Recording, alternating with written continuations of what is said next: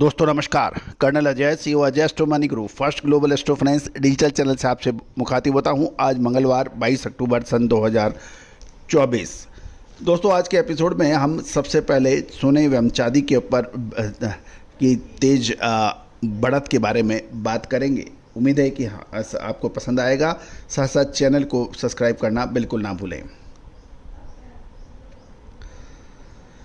दोस्तों खबर निकल के आ रही है कि धनतेरस से पहले बुलियन यानी सोने चांदी की कीमतों में ज़बरदस्त मूवमेंट देखा गया है।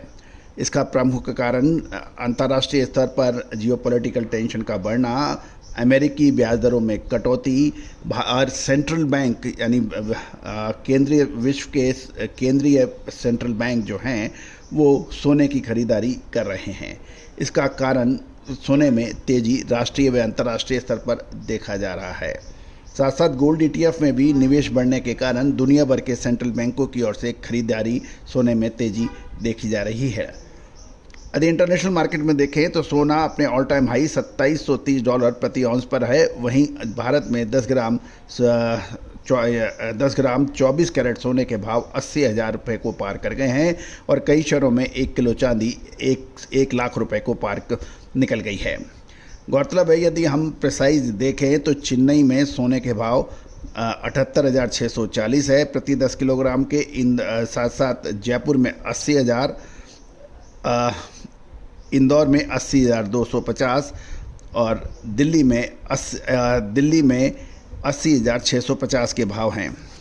चांदी के लिए भी देखें तो चांदी में अहमदाबाद में चांदी 97,000, दिल्ली में 99,500, इंदौर में 98,800, जयपुर में 99,800 और चेन्नई में 1,09,000 रुपये प्रति किलो के भाव बताए जा रहे हैं।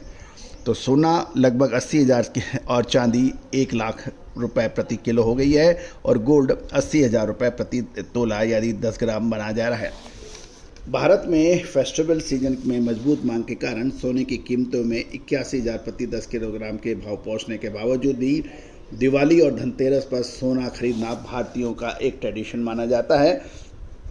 और ये भी ध्यान देने वाली बात है कि आपको याद होगा लगभग 3 से 4 महीने पहले हम अपने बुलियन यानी सोने व चांदी में अच्छी तेजी का अग्रिम अनुमान दिया था, जो कि सही साबित होता देखा गया।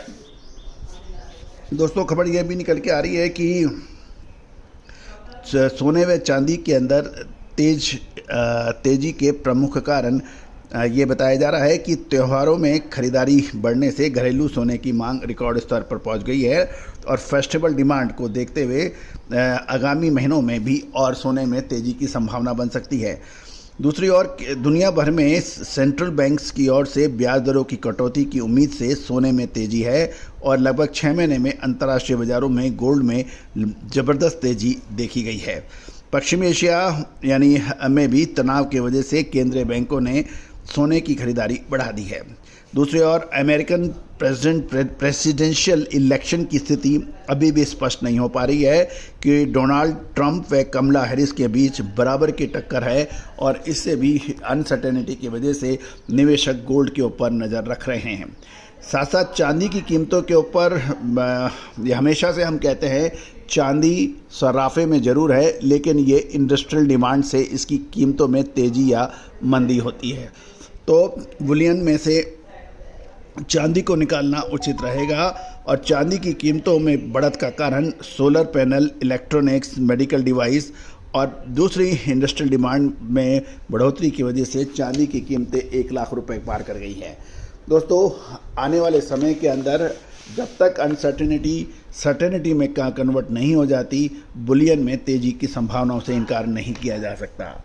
दोस्तों लेकिन ये भी ध्यान देने वाली बात है कि जो बड़े लंबे स्तर के लंबी अवधि के जो निवेशक हैं उनको उच्चतम दामों पर बड़े निवेश से बचना चाहिए, क्योंकि निवेश हमेशा छोटे या कम दामों पर ही होता है। All the very best, good luck, happy trading.